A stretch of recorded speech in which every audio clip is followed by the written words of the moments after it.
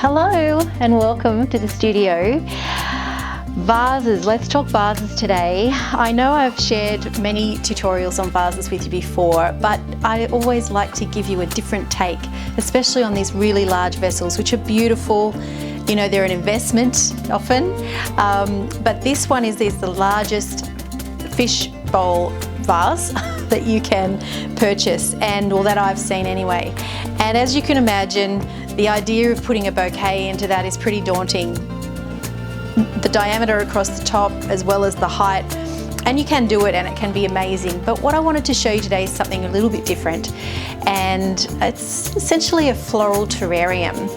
And I just wanted to show you how dynamic but also how simple a design like this can be, how quick it is to make using one variety of flower, which is going to be these beautiful yellow tulips just come into season. A very simple design, has a Zen Japanese garden type of feel about it, although it's not at all an ikebana design. So let's get going with it.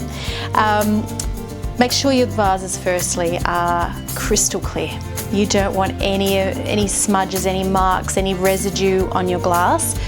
As you know, being this is a terrarium, we want to be able to look straight through that crystal clear luster of glass. So that's really important. Today, using a flower frog. So you've seen me share these with you before. I've got a whole show and tell on the flower frogs, and I get them from Stay Put, which is a beautiful Australian-made company here in Australia. So the largest Stay Put for this one, and a piece of Sure Stick, which is you can buy from any sundry supplier. It's essentially a floral blue tack, and you wouldn't necessarily have to use that in this design today because the frog is so heavy and it's such a large one.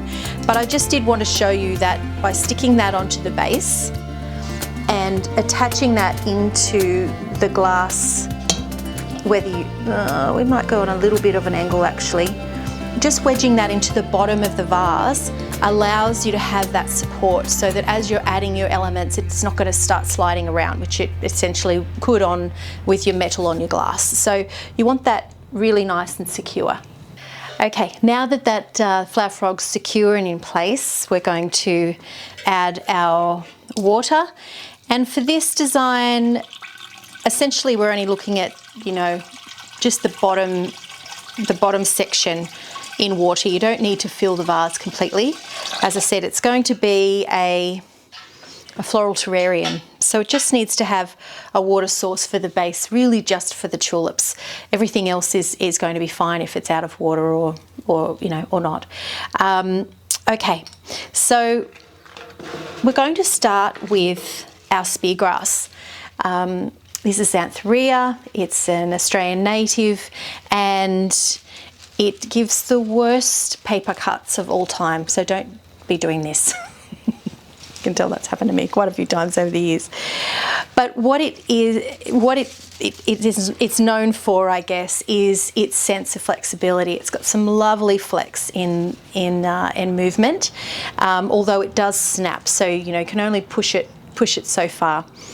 And what I love about the speargrass is that if we just place it into the base of the vase and we just feed it in, we're essentially following this lovely curve of the vase and allowing that to,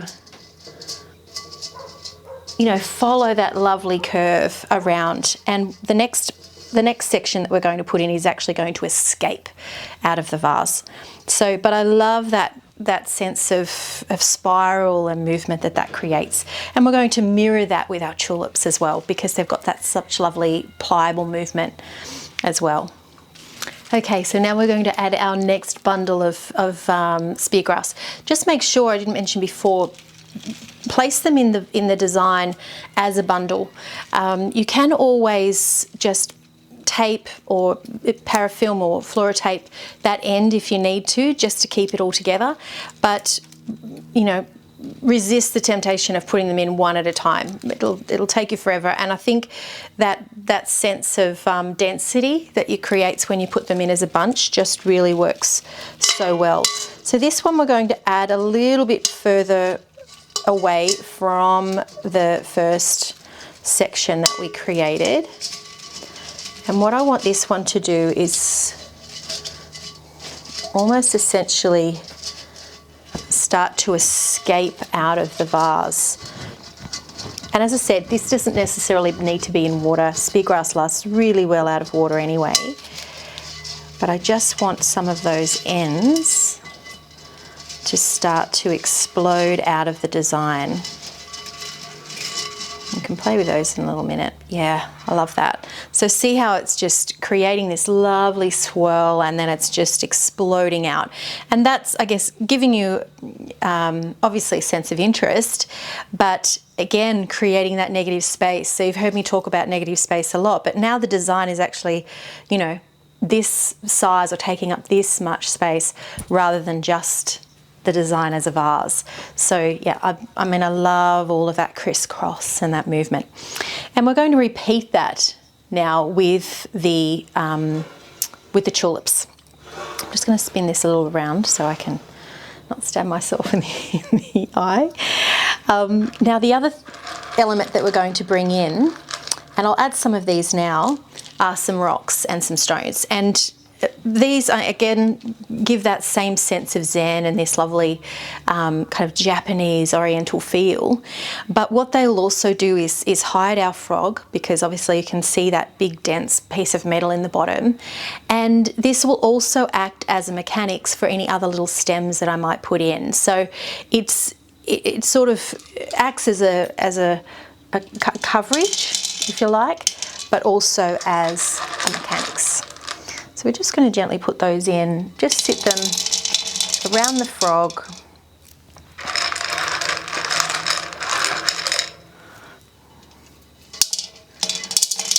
And I'll be able to move those just out of the way if I need to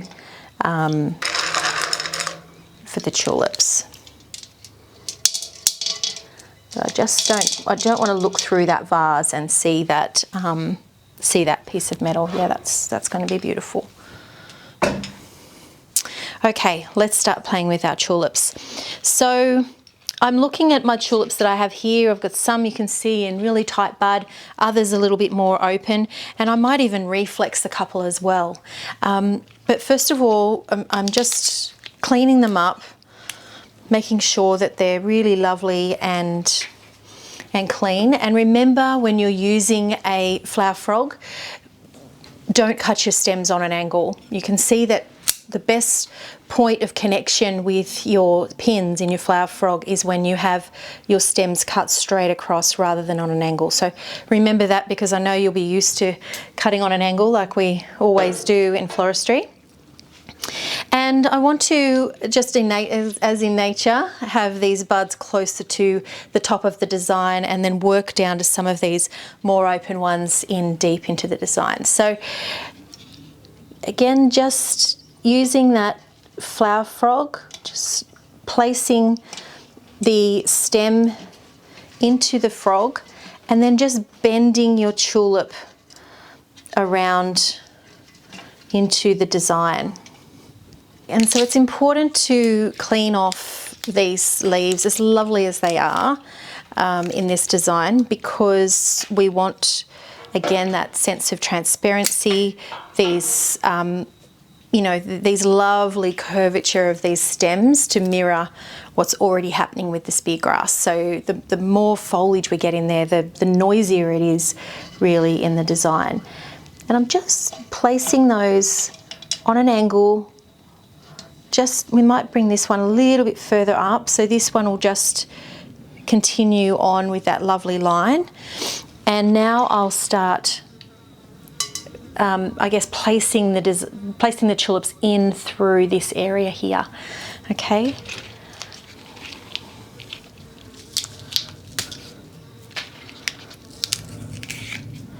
They're so fresh. You can just hear how crunchy the stems are.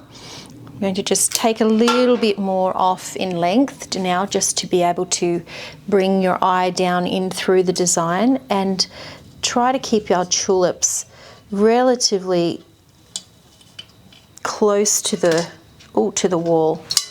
Now I just broke that one. Yes, this can happen. I was just saying how beautiful and fresh these tulips are, and this is one of the downfalls of really fresh product, is that they can tend to snap when you put too much pressure.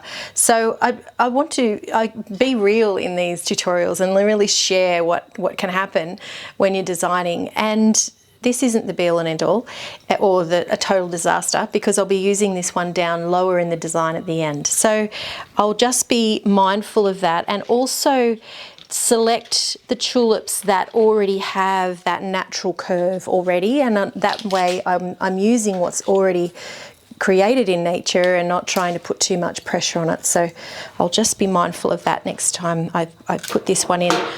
The other interesting thing though in saying that is, if you do use your tulips that are a little bit older, you'll find that they're a lot softer, and they're a little bit more open in the flower. And so for a special event or a wedding, obviously it's a short time frame that your design needs to look amazing. So we really want our tulips really lovely and full anyway. So don't be afraid to use your tulips a little bit older for something like this, because they will be a bit easier to manipulate, other than being too tight and too rigid. So I'll just take that one down through there. Yeah, that's beautiful.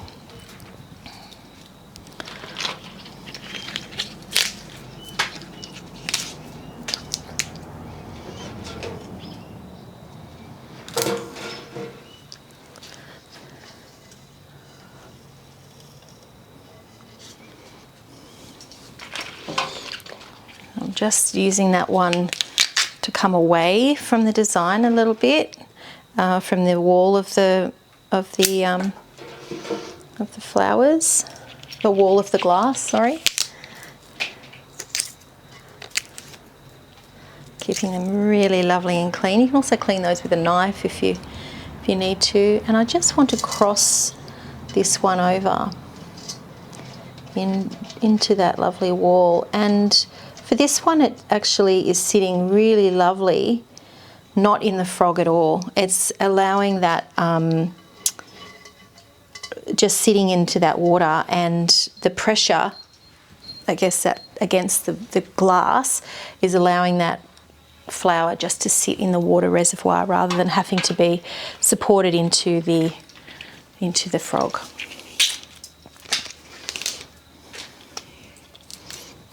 Looking so gorgeous. I'd love to hear your thoughts on this one. And if you have got, a really quite a hard vase to deal with at home,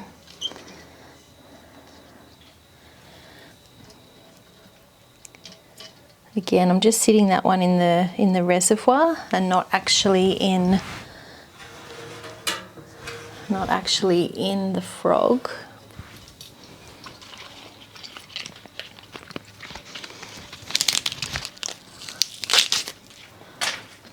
But I love how they're flowing out of that central point. Now for this one, I think I'll leave those lovely leaves on. You can see how quite swirly those leaves are on that design as well. So bringing one more in through this bend in here before we work down into the middle and the focal area of the design. I think I'll leave that leaf if I can. Let's just see if that can not hide the flower. Yeah, I like how that's crossing over a couple of the other stems and then just sitting up against the glass. It's beautiful.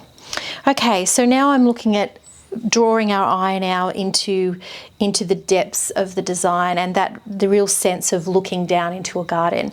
And I'm going to reflex some of these, and I'll show you with this one, but I've reflexed some of these little short ones, and one of those was the broken head that we had earlier.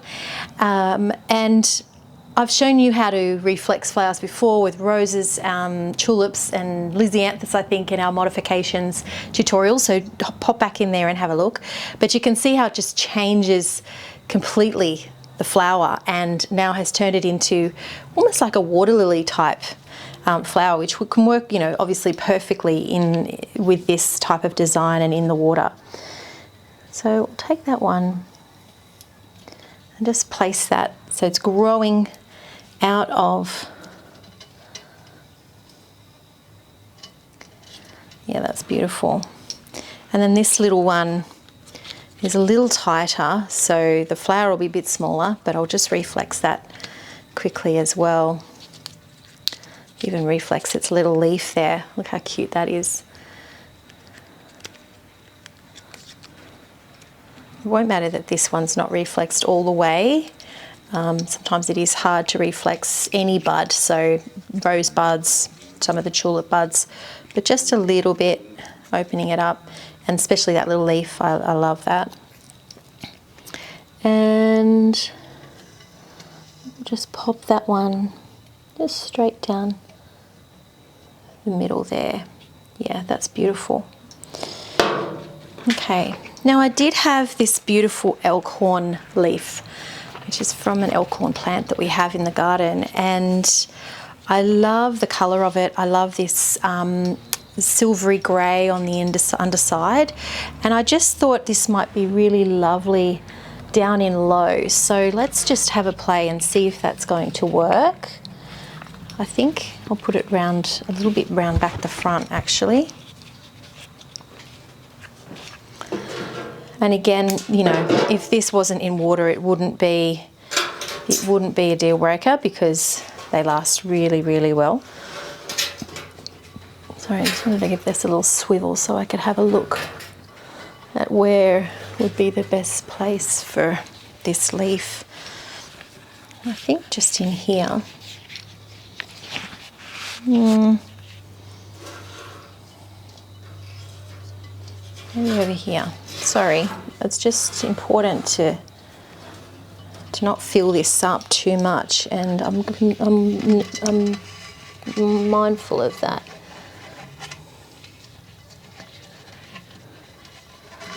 Actually, it might be nicer on that side. What do you think? I wish you could just like come through and give me your opinion on that one.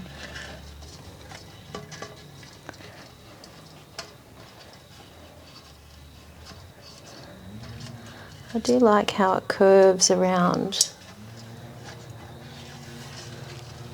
that little tulip.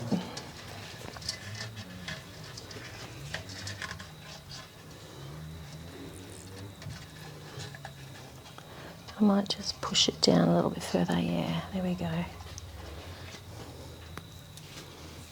Yeah, what do you think? What do you think? Yeah, I like it. I like how it's almost like fingers and it's coming around and giving that tulip a real cuddle. So I'll just spin that round so you can see it. Okay, so really, I'm not going to do too much to that. I really want to keep it simple. We need some more stones just to hide the rest of our mechanics and hide the rest of our flower frog in there. So just place those in carefully. I'm just putting those just in the top of that flower frog, just so that when you look in, you've got that lovely crisp white. There's nothing quite like white, green and yellow. It's just clean, isn't it? This is actually be a really beautiful Easter arrangement. I'll just pop a few more in there just to hide that. But yeah. So, one bunch of tulips, probably a third of a bunch of speargrass, one lovely elkhorn leaf, and a few rocks, and a flower frog. Design can't get much more simple than that, but I think you'll agree it's really dynamic and quite a different and unusual way to use a large vessel or a large vase.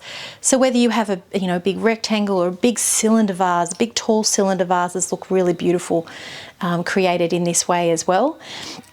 I think it's what I love so much about this is that lovely curvature, and it's just really important to consider the materials that you're using in something like this, that it lends itself to that curve.